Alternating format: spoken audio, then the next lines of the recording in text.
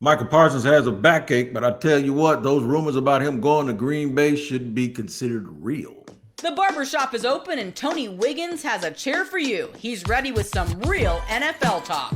The local experts of Locked On bring their expertise, and Wiggy is ready with his clippers and shears. Sit down and enjoy. The new Locked On NFL starts now. Locked On Podcast Network. Your team every day. Oh, man, I love it when she says that because it is your team every day here on Locked On NFL. We thank you for making us your first listen. I am Tony Wiggins, the host of The Barbershop here on the 2-time-a-day Locked On NFL show. We're glad to have you here where we give you the biggest stories from around the National Football League. Sometimes we even create them just to get you woke and ready for everything that's going on around the league. And we use the local experts and clips from them to show you what these local experts are talking about with their finger on the pulse of the team. Chris Carter joins me as always on Thursday. Of course, Carter critiques on social media and from Locked On Steelers and the Pittsburgh Post-Gazette. I'm going to give you a roadmap in just a second, but first I got to let you know that we appreciate you spending your time here with us on the Locked On Podcast Network and specifically Locked On NFL, and you can find us wherever you get your podcast. Just make sure you watch or listen. And this episode is brought to you by Game Time. Download the Game Time app, create an account, and use the code Locked On NFL for $20 off your first purchase. Hello to the everydayers. We appreciate you joining us, and if you're new, we'll give you a reason to come back. Here's where Chris and I are going to go. At the end, Ham got the cheese in Baltimore. I love sandwich references on this show. Rice on ice for 6 games. We'll hit that right in the middle. No food in the first subject that we're going to start out to, but it is about somebody who wants more money, and that would be Micah Parsons. Rumors of him going to the Green Bay Packers via trade. All right, Chris Carter, let's go. First of all, let's just hit it. Micah Parsons, does he have a point? This is a David Mulligetta special, by the way. When you get that mysterious back problem like Jalen Ramsey did in Jacksonville years ago to start getting them out of town. Yeah, I mean, here's the thing. Jerry Jones continues to botch this situation. As I said before, just sign the man. Just get this over with. You know you need this guy for your future. I don't know what the holdup is and why he keeps playing around. And you do stuff like this, eventually someone's gonna poke back and say eventually it's gonna backfire. And they're getting closer and closer to that. When we were talking about these guys months ago, when all these hold-ins and all these big questions were happening, I said, hey, TJ Watt, he's gonna be staying with the Steelers. I said Terry McLaurin, he's gonna be staying with the Commanders.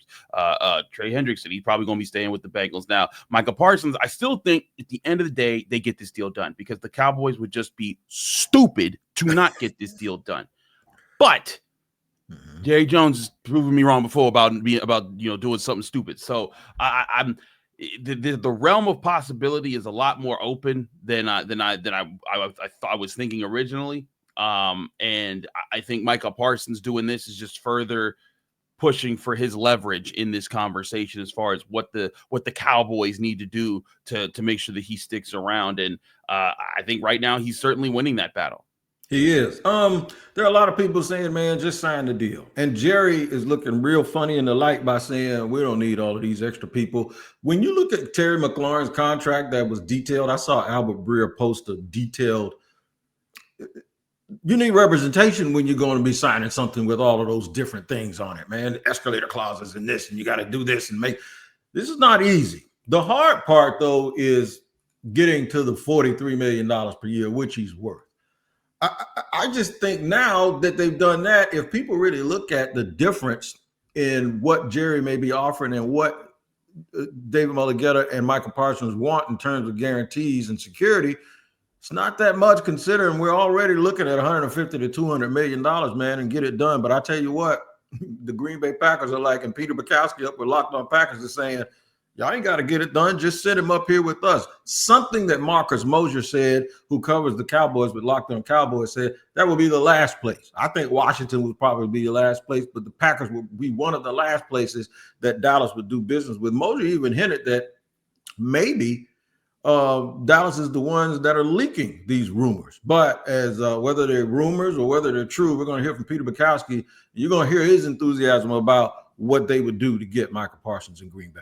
It's time for the Green Bay Packers to cash in the chips. Overpay if you have to. Go all in for Micah Parsons. This has gotten personal. Micah Parsons has said he's done. And we've seen players say that before. But the Cowboys don't seem to have any interest in paying Micah Parsons. And whether he's actually going to be traded or not is almost irrelevant to this point. But this is the kind of player we have seen Brian Gutekunst target in the past. It is almost bar for bar the Khalil Mack situation. Mack was gettable. It doesn't seem like the Cowboys have any intention of trading Micah Parsons. They just want to engage in this standoff. And I also understand any Packer fan who says, I watched the Cowboys documentary and I saw the reaction of Jerry Jones. I heard what was said, called it the worst loss in the team's history since he'd been there. It is hard to believe that Jerry Jones would want to trade Micah Parsons, A, and B, that he would want to trade Micah Parsons to the team that inflicted in the very recent past the worst loss in Jerry Jones' Cowboys history, which to Jerry Jones is Cowboys history. I understand all of that. But if he's on the fence, it would take a Godfather offer to push him to the side of making the trade, which means the Packers, maybe they have to pay a Packers tax. But if there's a big offer on the table, it is going to have to be big. You're going to have to give up, man, a lot. Probably a player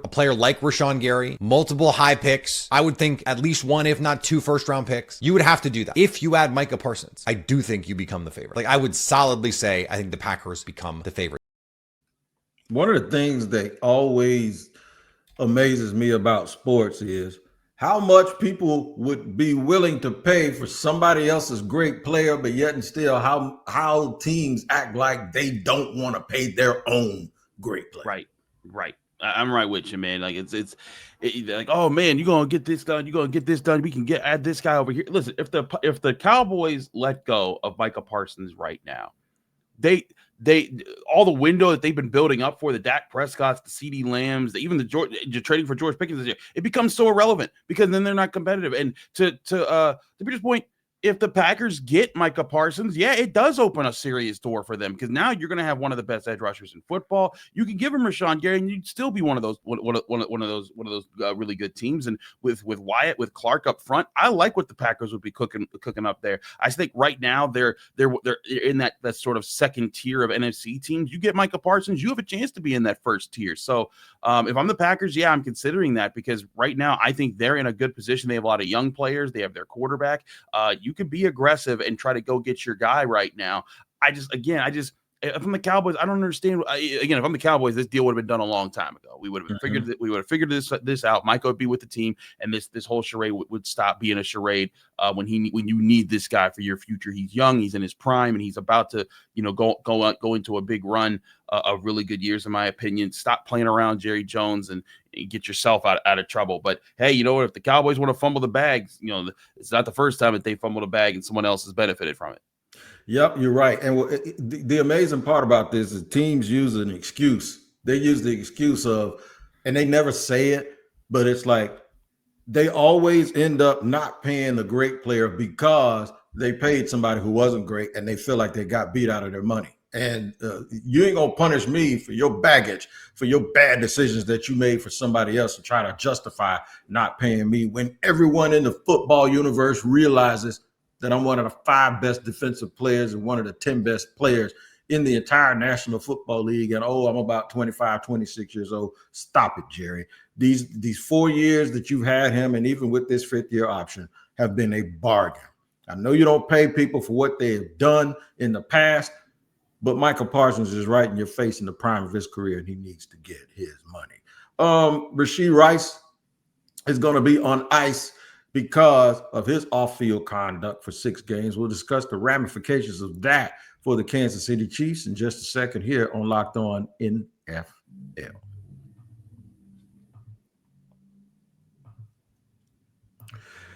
All right, this episode is brought to you by Prize Picks, the daily fantasy platform that lets you turn your football predictions into real rewards. Preseason is already heating up and college football isn't far behind. If you've got your eye on big name quarterbacks or breakout running backs, Prize Picks makes it easy to get into the game. Now, here's max discount number 1. This is what you need.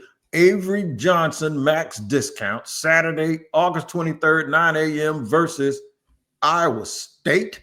Yeah, that was last week, but this week we have another one. I don't even think Avery hit that one. I know he's got a little family dispute going on. Dak Prescott, here's the max discount. Dak Prescott, next Thursday versus Philadelphia, minus 0.5 passing yards. Come on, man. Y'all know that man's going to hit that. All right, download the Prize Picks app today and use the code LOCKEDONNFL to get $50 in lineups after you play your first $5 lineup. That's code LOCKEDONNFL to get $50 in lineups after you play your first $5 lineup. Prize Picks, run your game.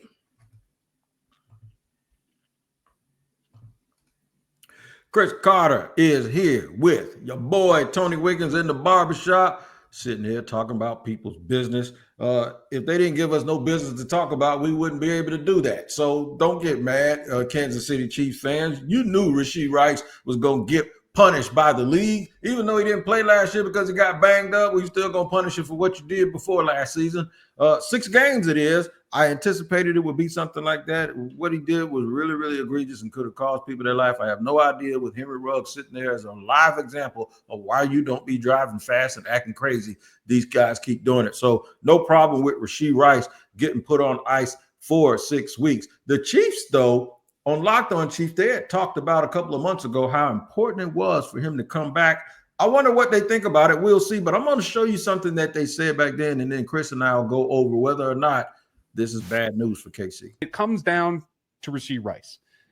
Long offseason, the issue in Dallas, then the injury, but now he's back. Looks really good from every piece of film that we've seen of him to this point.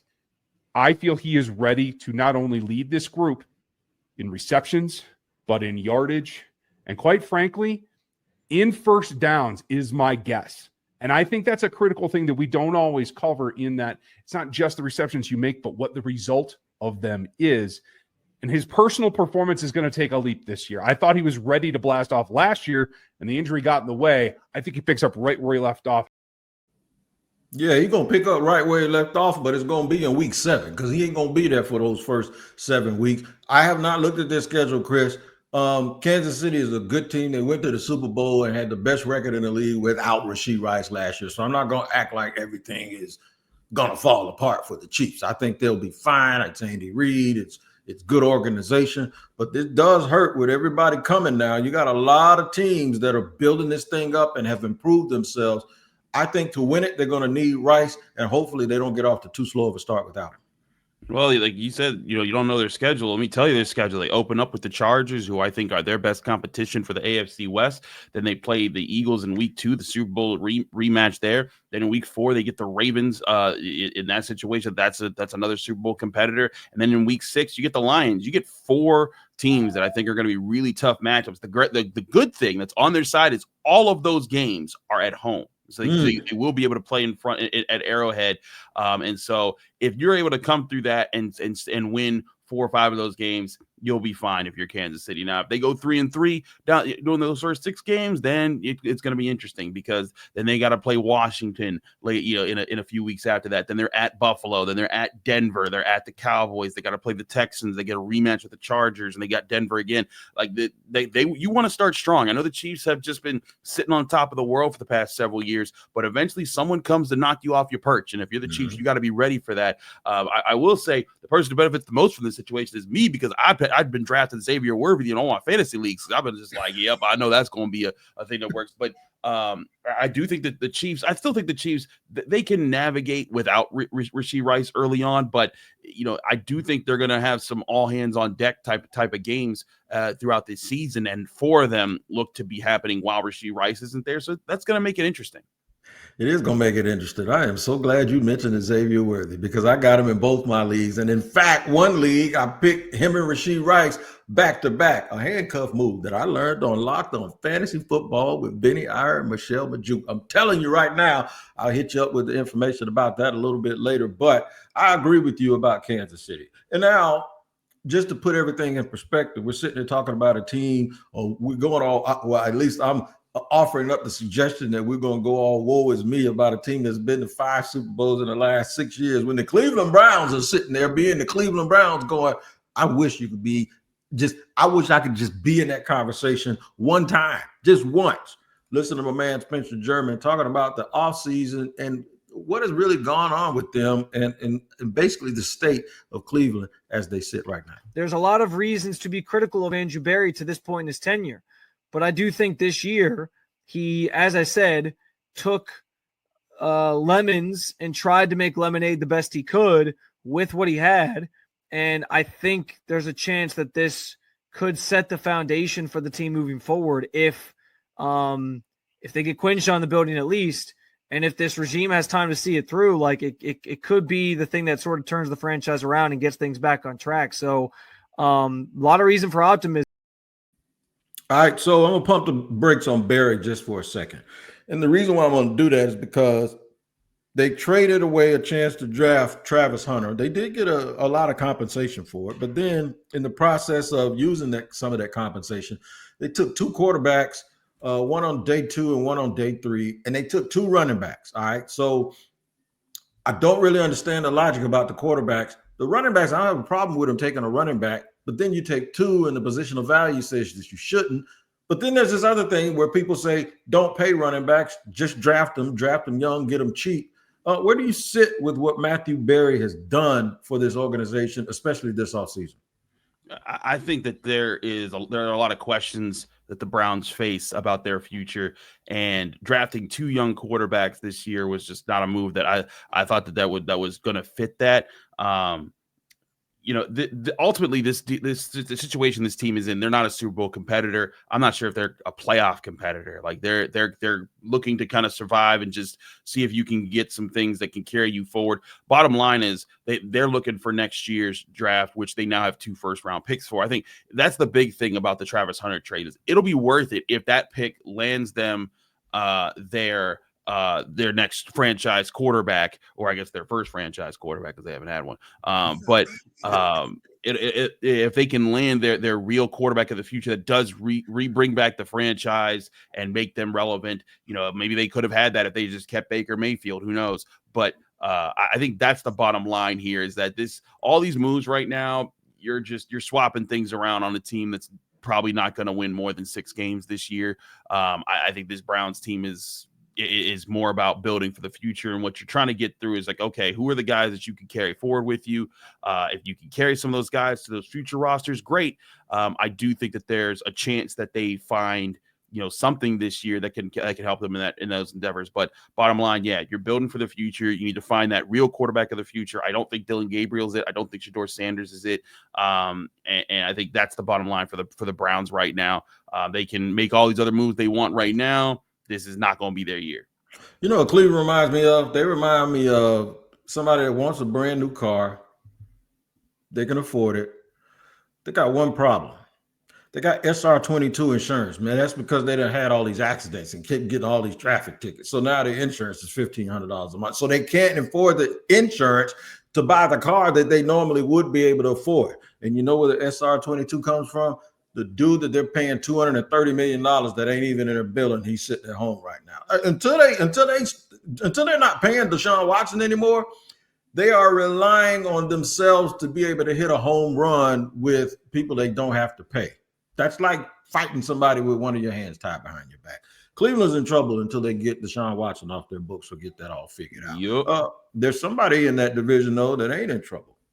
For just to keep me and you peaceful, Pittsburgh ain't in trouble. I think Pittsburgh's going to have a good year. But I ain't talking about them. I'm talking about Baltimore. Baltimore did what Dallas doesn't do. Baltimore paid their guy. They put some cheese on that ham.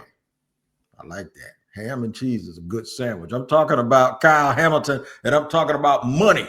Not real cheese, but cheddar that goes in your pocket. We'll discuss that in just a second here on Locked On NFL.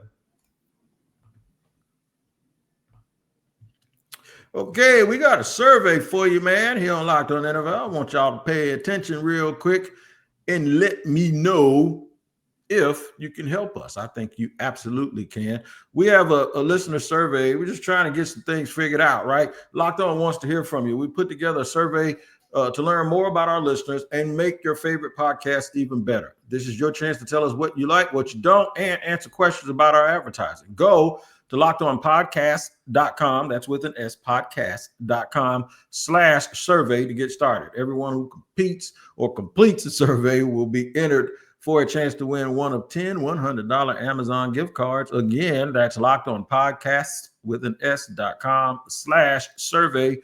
You can also find the link in the show notes. Thanks for helping us out.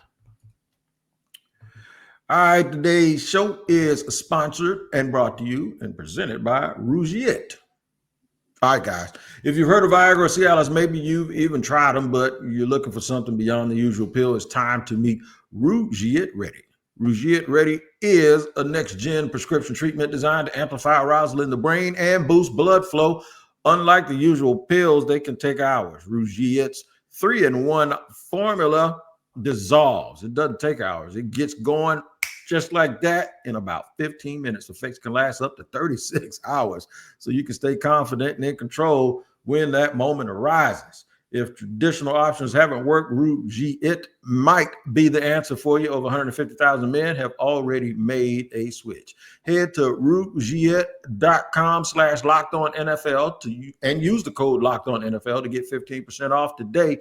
That's RUGIET.com/lockedonnfl and use the promo code lockedonnfl for 15% off. All right, individuals' results may vary with prescription treatment. Compounded drugs are permitted to be prescribed under federal law, but are not FDA approved and do not undergo FDA safety, effectiveness, or manufacturing review. Please visit the Reshape website for full safety information.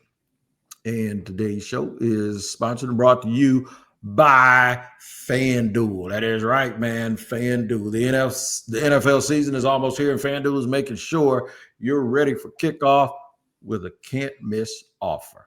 Right now, new customers can bet just $5, and if your bet wins, you'll get $300 in bonus bets to use across the app. Man, I love FanDuel because it fits me to a T. It allows me to hone in on those teams, and it gives you a lot of information pre-snap that can help you and give you the answers you need to put some Skrilla in your pocket. So are you ready to play? Download the FanDuel app right now by visiting FanDuel.com to get started. That's FanDuel.com to place your first $5 bet. Moving and grooving here on Locked On NFL with my man, Mr. Carter, Chris Carter, Carter Critiques on social media, and Locked On Steelers. Locked On Steelers is a great podcast, man. And I'm not just saying that because you're here. I look at all these shows, and it's one of the things I said, God, Chris did that. I got to start doing that myself. Well, he did this. I got to start. But I don't do it like you, man. So at least I get Chris here with me one time per week. We got to talk about a team that is the rival of the team that you cover. That is the Baltimore Ravens.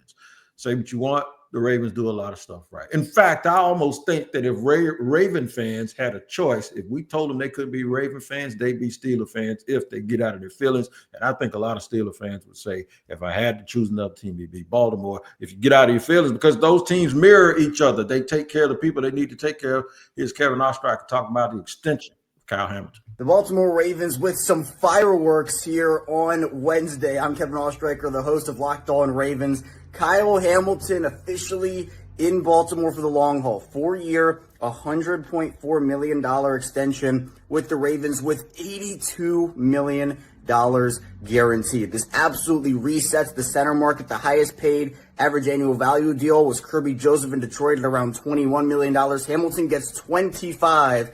And this is extremely well-deserved for Hamilton, a do-it-all player, can play anywhere on the field, and honestly, one of the heartbeats, if not the heartbeat, of that Ravens defense. This was an extension that Eric DeCosta, the Ravens general manager, had hoped to get done.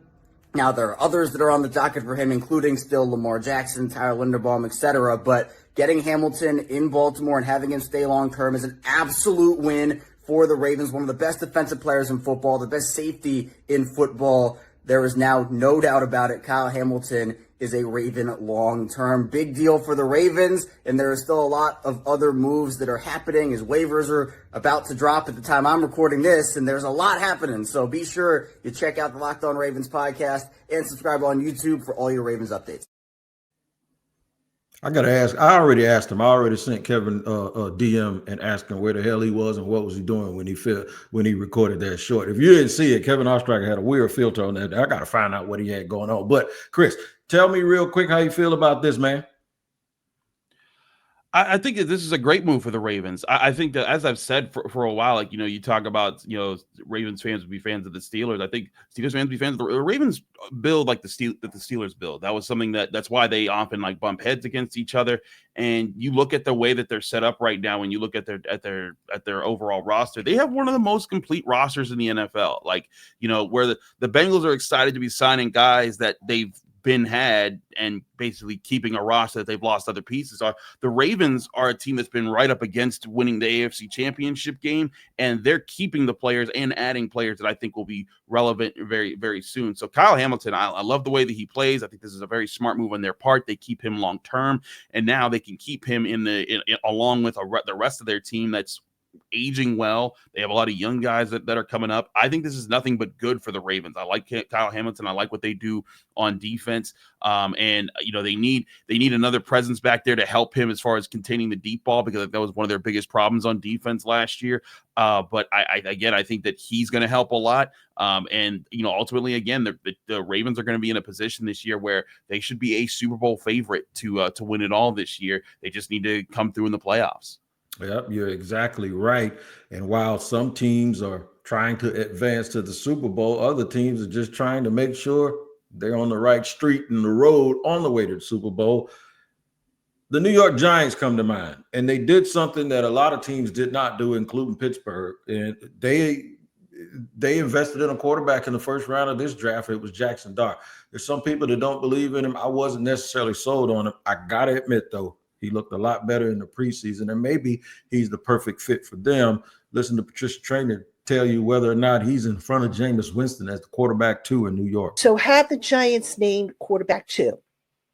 Now, head coach Brian Daboll was asked that question today, and as usual, he wouldn't say. I think what's going to happen is they are going to keep the 3 quarterbacks, Wilson, Winston, and Dart.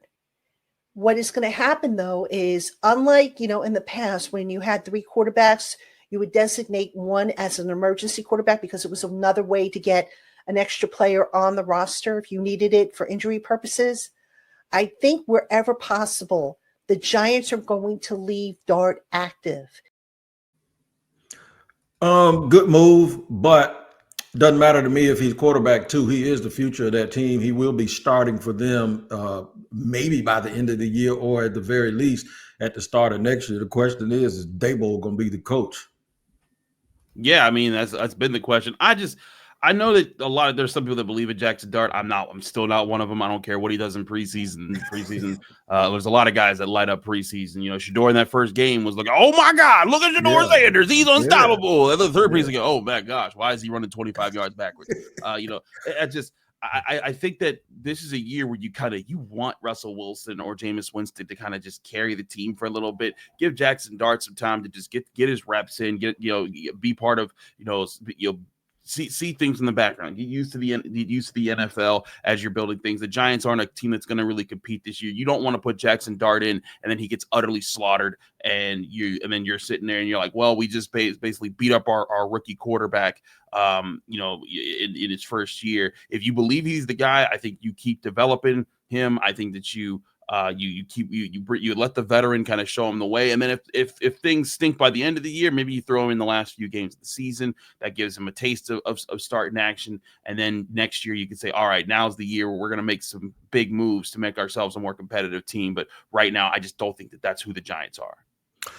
Nope, I don't think they are. That's who they are either. But I do think they're a team that's going to be a headache and a hard out because of how they play defense. I really do believe that they are going to have a very, very good year with that front seven that they have. They probably still need to be thinking about why they let Xavier McKinney go. But, hey, can't complain about it now because it's already done. What else should be done by this weekend is your fantasy football draft. You better hurry up because the action starts a week from now. And if you need help, you need to go to Locked On Fantasy Football. Even if you don't think you need help, I guarantee you're going to learn something from Vinny Iyer and Michelle Majuk, because If it wasn't for them, I wouldn't have got the handcuffing going on in Kansas City with those two receivers. And my man Chris Carter has also said that he has Xavier Worthy because of Rashee Rice being out. You can get all kinds of advice to help you be the top guy in your fantasy league from Locked On Fantasy Football on YouTube or wherever you get your podcast. Chris Carter, we did it, my brother. We are almost at the point where the games are going to really, really matter. And we appreciate you guys hanging in there with us all throughout the offseason, spending 30 minutes of your very, very valuable time with us. And I hope for our sake we deliver and you'll be back. We'll see you next time here on Locked On NFL.